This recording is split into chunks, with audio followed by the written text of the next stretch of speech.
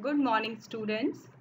आज एल्कीन के इस 5th वीडियो लेक्चर में हम एल्कीन की केमिकल रिएक्शन के बारे में पढ़ेंगे।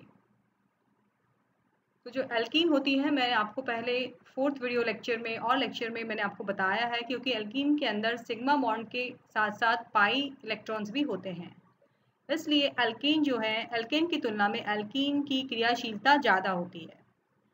ये जो पाई इलेक्ट्रॉन्स होते हैं, इनकी ये पाई इलेक्ट्रॉन कम मजबूती से बंधे होते हैं, क्योंकि पी ऑर्बिटल के पार्श्व अतिव्यापन से पाई बंध का निर्माण होता है। तो इसलिए सिग्मा बंध की तुलना में ये अतिव्यापन वीक होता है, इसलिए पाई बंध के इलेक्ट्रॉन इजीली अवेलेबल हो जाते हैं। ये एज ए न्यूक्लियोफाइल की तरह काम करते हैं, अर्थात किसी स्पीसीज जिसके पास की इलेक्ट्रॉन की कमी हो, उसको इलेक्ट्रॉन देकर उससे योगात्मक अभिक्रियाएं देते हैं। एक जब पाई बॉन्ड टूटता है तो दो नए सिग्मा बंध बनते हैं, और इस प्रकार से योगात्मक अभिक्रिया एल्कीन के अंदर मुख्य रूप से पाई जाती है। तो 3 तरह की अभिक्रियाएं एल्कीन के अंदर पाई जाती हैं: ऑक्सीडेशन रिएक्शन, पॉलीमराइजेशन और एडिशन रिएक्शन, जो कि इसकी मुख्य रासायनिक अभिक्रियाएं हैं। पाई इलेक्ट्रॉन खुले होते हैं और परमाणुओं के तल के ऊपर और नीचे स्थित रहते हैं। तो जब पाई बंध टूटेगा, 2 सिग्मा बंध बनेंगे और आपका जो भी यौगिक है वो उस पर ऐड हो जाएगा, योग कर लेगा। तो इस प्रकार से एल्कीन की क्रियाशीलता पाई बंध के कारण अधिक होती है। Chemical properties of alkenes. Alkenes are highly reactive due to unsaturation. The double bond consists of strong sigma and weaker pi bond. The pi electrons are loosely held and are easily polarized on the need of attacking reagent as a result of electromagnetic effect. This gives rise to the formation of chemical nature of alkene. तो क्या होता है, जैसे अभी मैंने आपको समझाया कि पाई जो बंध है वो वीक है सिग्मा बॉन्ड की तुलना में, उसके इलेक्ट्रॉन कम मजबूती से जुड़े होते हैं, इसलिए जब किसी अभिकर्मक का आक्रमण होता है, अटैकिंग रिएजेंट जब एल्कीन के ऊपर अटैक करता है, तो जो पाई बंध के इलेक्ट्रॉन है एक कार्बन से दूसरे कार्बन पर शिफ्ट हो जाते हैं। अभिकर्मक की उपस्थिति में कार्बन के जो पाई इलेक्ट्रॉन है एक कार्बन से दूसरे कार्बन पर शिफ्ट हो जाते हैं। इसे हम कहते हैं इलेक्ट्रोमैग्नेटिक इफेक्ट। तो इलेक्ट्रोमैग्नेटिक इफेक्ट टेम्पररी इफेक्ट होता है, जो कि यौगिक को पोलराइज करता है, और इस प्रकार से जो पाई बंध है वो पोलराइज हो जाता है, कार्बन पोलराइज हो जाती है, एक कार्बन पर धन आवेश और दूसरे पर ऋण आवेश आ जाता है। और कार्बन नेगेटिव का मतलब है कि वहाँ पर इलेक्ट्रॉन उपस्थित है, इलेक्ट्रॉन वहाँ पर उपस्थित है, तो इसलिए इलेक्ट्रोफाइल उस पर जुड़ जाता है। तो यही जो है मुख्य कारण है एल्कीन पर योगात्मक अभिक्रियाएं होने का। और जो रिएक्टिविटी का ऑर्डर होता है एल्कीन के अंदर, वो एल्कीन, क्योंकि आप पढ़ चुके हैं कि स्टेबिलिटी और हीट ऑफ हाइड्रोजनेशन में जो मैंने आपको स्टेबिलिटी ऑफ एल्कीन पढ़ाया था, उसमें आपको बताया गया था कि जितनी ज़्यादा एल्कीन स्थायी होगी उसकी क्रियाशीलता उतनी ही कम होगी। तो सबसे स्थायी एल्कीन कौन सी होती है? जिस पर लगे हुए प्रतिस्थापित समूह की संख्या अधिक होती है, और फिर सिस और ट्रांस में ट्रांस ज़्यादा स्टेबल होती है। तो स्थायी ज़्यादा होगी तो क्रियाशीलता कम होगी, क्योंकि क्रियाशीलता और स्थायित्व एक दूसरे के इन्वर्सली प्रोपोर्शनल होते हैं। तो इसलिए इथाइलिन सबसे ज़्यादा रिएक्टिव होगी। एक आर ग्रुप लगा है तो वो उससे कम हो जाएगी, 2 आर लगने से और कम हो जाएगी। कहने का मतलब ये हुआ कि जैसे जैसे एल्किल समूह की संख्या एल्कीन के अंदर बढ़ती जाएगी, उसकी क्रियाशीलता कम होती जाएगी और स्थायित्व बढ़ता जाएगा। तो अब जो बेसिक, जैसे आपको मैंने बताया कि इसमें मुख्य प्रकार की जो अभिक्रियाएं होती हैं वो एडिशन रिएक्शन है, इलेक्ट्रोफिलिक एडिशन रिएक्शन है, क्योंकि पहले जो योग होता है वो जो अभिकर्मक है उसका पहले जो स्पीसीज जुड़ती है वो जुड़ती है इलेक्ट्रोफाइल। अगर पहले अटैक करने वाला स्पीसीज इलेक्ट्रोफाइल होता है तो उस क्रियाओं को हम कहते हैं इलेक्ट्रोफिलिक योगात्मक अभिक्रियाएं। Because of extra electron density in the CC bond, alkenes are attacked by the species like electrons. मैंने अभी आपको बताया कि इसके ऊपर पाई इलेक्ट्रॉन परमाणु के तल के ऊपर और नीचे आपको ब्लू कलर से pi electron carbon sigma bond के ऊपर और नीचे दिखाए गए हैं। तो ये एक इसके पास इलेक्ट्रॉन्स हैं जो ये किसी को दे सकता है। और नीचे आपको स्पीसीज दिखाई गई है इलेक्ट्रोफाइल, जिसका एक धन भाग है और एक ऋण भाग है, एक रिएजेंट है, अटैकिंग रिएजेंट है। और जो पॉजिटिव है वो क्या है, इसका इलेक्ट्रोफिलिक पार्ट, जो छोटे ग्रे कलर से दिखाया गया है। रेड वाला इसका न्यूक्लियोफिलिक पार्ट है, क्योंकि जो अभिकर्मक है उसमें धन भाग भी है और ऋण भाग भी है। तो पॉजिटिव उसका एज ए इलेक्ट्रोफाइल काम करेगा, नेगेटिव पार्ट उसका एज ए न्यूक्लियोफिलिक पार्ट काम करेगा। The most common chemical transformation of carbon double bond is addition reaction, और मुख्यतः ये अभिक्रिया एक्सोथर्मिक होती है। बिकॉज पाई इलेक्ट्रॉन्स वीक होते हैं, आपको ऊर्जा कम देनी पड़ती है, और जब बॉन्ड बनता है तो जो सिग्मा बॉन्ड बनेगा तो ऊर्जा ज़्यादा निकलेगी। तो अगर bond energy of product molecule ज़्यादा है बॉन्ड एनर्जी ऑफ रिएक्टेंट, तो रिएक्शन क्या हो जाएगी, एक्सोथर्मिक। अर्थात बंध तोड़ने के लिए आपको ऊर्जा कम देनी पड़ी, लेकिन जो नया बंध बन रहा है तो ऊर्जा ज़्यादा निकल रही है। तो ओवरऑल अभिक्रिया की जो ऊष्मा है वो कैसी हो जाएगी, एक्सोथर्मिक, ऊष्मा क्षेपी। अर्थात उस रासायनिक अभिक्रिया में ऊष्मा बाहर निकलेगी।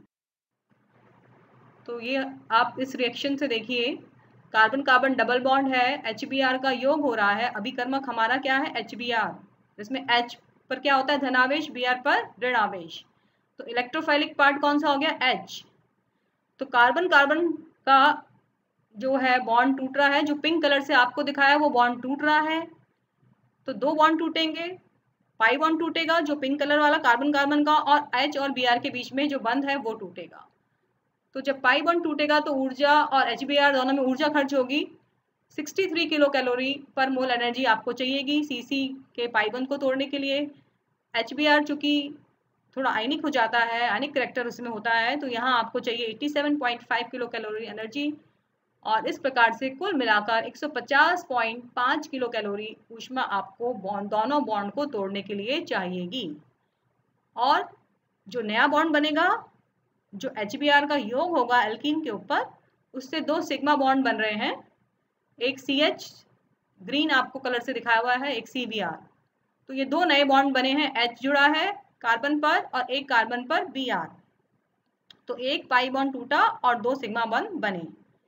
CH जब सिग्मा बॉन्ड बना है तो 99 आपको किलो कैलोरी एनर्जी की प्राप्ति हुई है, और Br बॉन्ड बनने पर 68।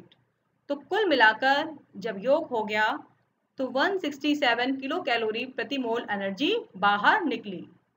तो हीट ऑफ रिएक्शन हो गई -16.5, यानी कि एक्सोथर्मिक रिएक्शन हो गया। आपने दी 150 और बाहर निकली 167। तो कुल मिलाकर अभिक्रिया में ऊष्मा बाहर निकली, और इसलिए अभिक्रिया कैसी है, एक्सोथर्मिक। किस प्रकार से अभिक्रिया की क्रियाविधि है, अब इसकी हम क्रियाविधि के बारे में चर्चा करेंगे। सबसे पहला जो स्टेप होता है, ये अभिक्रिया दो पदों में होती है। पहले पद के अंदर योग होता है HX का, ये धीमा पद होता है, यानी कि अभिक्रिया की गति को नियंत्रित करता है। जब आपने अभिकर्मक डाला एल्कीन के अंदर, तो एल्कीन के पाई बॉन्ड पोलराइज हो जाते हैं, और जो पाई बॉन्ड के इलेक्ट्रॉन एक कार्बन से दूसरे कार्बन पर चले जाते हैं। जिस कार्बन पर इलेक्ट्रॉन जाएंगे वहाँ ऋण आवेश, और जिस कार्बन से इलेक्ट्रॉन गए हैं वहाँ जहाँ कमी हो गई इलेक्ट्रॉन की, वहाँ धन आवेश आ जाएगा। तो इलेक्ट्रॉन फर्स्ट कार्बन से सेकंड पे चले गए तो वहाँ ऋण आवेश आ गया, और इलेक्ट्रोफाइल कौन सा है HX में, H, तो H वहाँ पर जुड़ गया, उसको इलेक्ट्रॉन मिल गए, और रिमेनिंग कार्बन पर धन आवेश आ गया, और इस प्रकार से कार्बोनियम आयन का निर्माण हो गया। सेकेंड स्टेप में ये जो कार्बोनियम आयन बना है, अब इस पर अभिकर्मक का ऋण भाग जो कि न्यूक्लियोफाइल की तरह काम कर रहा है, वो यहाँ जुड़ जाता है। तो पहले स्टेप में इलेक्ट्रोफाइल योग होता है, दूसरे स्टेप में न्यूक्लियोफाइल। इस प्रकार से कुल मिलाकर अभिकर्मक का योग हो जाता है। तो इस प्रकार से योगात्मक अभिक्रिया होती है।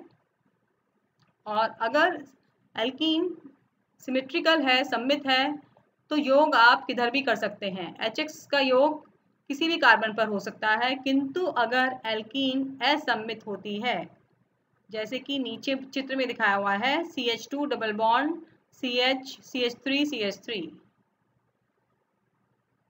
3 मैथिल 1 ब्यूटीन, ये जो आपको दिखाई हुई है, तो जब इस पर अभिक्रिया होगी तो जो कार्बोनियम आयन पहले तो H जुड़ेगा और कार्बोनियम आयन मिलेगा आपको सेकेंडरी, CH पर धनावेश आया जो कि सेकेंडरी कार्बोनियम आयन है।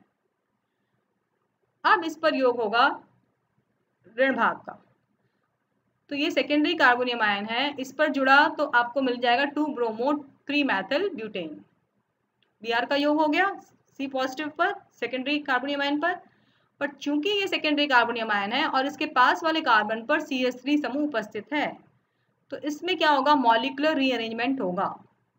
जो CH3 है वो माइग्रेट हो जाएगा कार्बन के ऊपर, सेकेंडरी कार्बोनियम आयन के ऊपर, और इस प्रकार से नीचे आप देखिए, नीचे वाले एरो बना हुआ है कि टर्शरी कार्बोनियम आयन मिल गया, 1,2 एल्किल शिफ्ट हो गया और टर्शरी कार्बोनियम आयन मिल गया। चूंकि टर्शरी कार्बोनियम आयन ज़्यादा स्थायी है सेकेंडरी से, और अब इस टर्शरी कार्बन पर न्यूक्लियोफाइल Br का योग होगा और 2 ब्रोमो 2 मैथिल ब्यूटेन प्राप्त होगा। तो अगर एल्कीन असममित होती है और उस स्थिति में किसी अभिकर्मक का योग होता है, तो उस पर उससे 2 उत्पाद संभव होते हैं।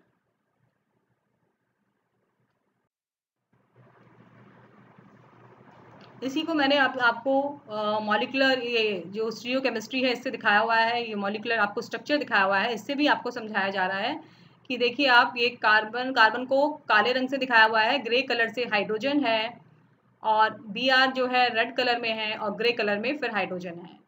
तो देखिए आप चित्र के अंदर देखिए, ब्लू कलर में आपको दिखाया जा रहा है एरो से कि पाई इलेक्ट्रॉन कहाँ जा रहे हैं, H के पास, उसको इलेक्ट्रॉन दे रहा है, और दे रहा है तो आप नीचे डायग्राम में देखिए अब जुड़ गया, अब हाइड्रोजन कार्बन पर जुड़ गया और दूसरे कार्बन पर धन आवेश आ गया, व्हाइट कलर में देखिए +4 दिखाया हुआ है आपको, और अब जो Br है जो कि रेड कलर से दिखाया हुआ है विद नेगेटिव चार्ज, अब वो जा रहा है पॉजिटिव कार्बन पर और फिर वो जुड़ गया, इस प्रकार से योग हो गया। तो आपने देखा कि पहले इलेक्ट्रोफाइल जुड़ा, कार्बोनियम आयन बना, इस कार्बोनियम आयन के ऊपर इस प्रकार से न्यूक्लियोफाइल का योग हो गया।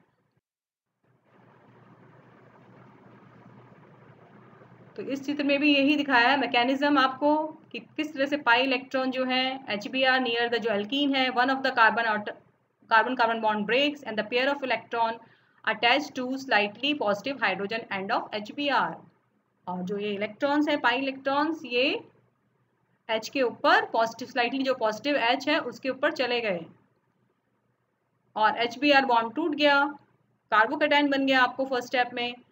अब जो ब्रोमाइड है वो एज ए न्यूक्लियोफाइल काम कर रहा है और कार्बोकैटायन पर जुड़कर योग कर रहा है, इस प्रकार से HBr का योग एल्कीन के ऊपर होकर ब्रोमो इथेन प्राप्त हो जाता है। अब इसके जब असममित एल्कीन होती है तो उस पर जब किसी अभिकर्मक का योग होता है, तो जैसे मैंने अभी आपको बताया था कि 2 प्रकार के उत्पाद संभव हैं अगर असममित एल्कीन है। इसको समझाया मार्कोनिफ रूल ने। आप देखिए कि 2 पाथ संभव है, CH3 लगा है कार्बन से, जो कार्बन के 2 प्रतिस्थापित समूह, एक CH3 है एक H है और एक में दोनों तरफ H है। अब HBr आता है, HBr का जो पाई इलेक्ट्रॉन है, अगर फर्स्ट वाला, अगर वो सेकंड वाले कार्बन पर जुड़ता है पाई इलेक्ट्रॉन, तो सेकेंडरी कार्बोनियम आयन का निर्माण होता है, और अगर नीचे पाथ बी में देखिए, अगर वो दूसरे कार्बन पर जुड़ता है तो प्राइमरी कार्बोनियम आयन का निर्माण होता है। अगर वो CH3 वाले कार्बन पर ही जुड़ जाता है हाइड्रोजन, तो वो प्राइमरी कार्बोनियम आयन का निर्माण होगा जो कि पाथ बी में दिखाया गया है। और अगर पाई इलेक्ट्रॉन जो है वो CH2 वाले कार्बन पर जुड़ते हैं, अगर HBr का इलेक्ट्रोफिलिक पार्ट CH2 वाले कार्बन पर जुड़ता है तो सेकेंडरी कार्बोनियम आयन का निर्माण होता है जो कि पाथ ए से दिखाया हुआ है। अब ये हम जानते हैं कि कार्बोनियम आयन जब बनता है, फर्स्ट स्टेप जो है वो अभिक्रिया की गति को निर्धारित करता है।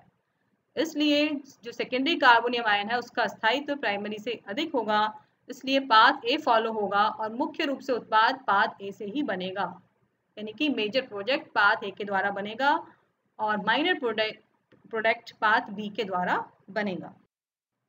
तो इसलिए मार्कोनिफ ने रूल दिया, according to Markovnikov rule a negative part of adding molecule get attached to carbon atom which possesses less number of hydrogen atom।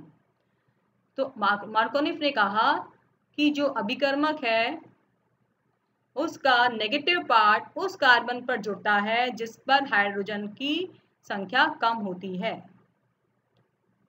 तो जब एडिशन होगा HX का एल्कीन के अंदर, तो हाइड्रोजन जो है डबल बॉन्ड का वो किस कार्बन पर, हाइड्रोजन वहां जाएगा जहां पर हाइड्रोजन की संख्या, जिस कार्बन पर हाइड्रोजन की संख्या ज्यादा होगी।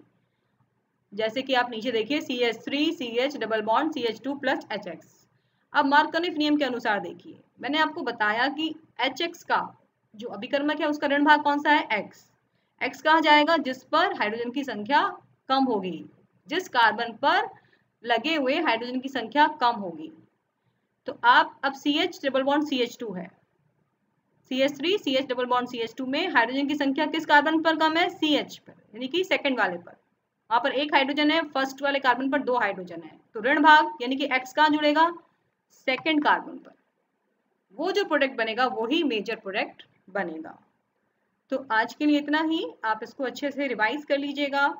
नेक्स्ट हम कल पढ़ेंगे, इसको आगे कंटिन्यू करेंगे, तो आप अच्छे से इसको रिवाइज कर लें। Thank you students.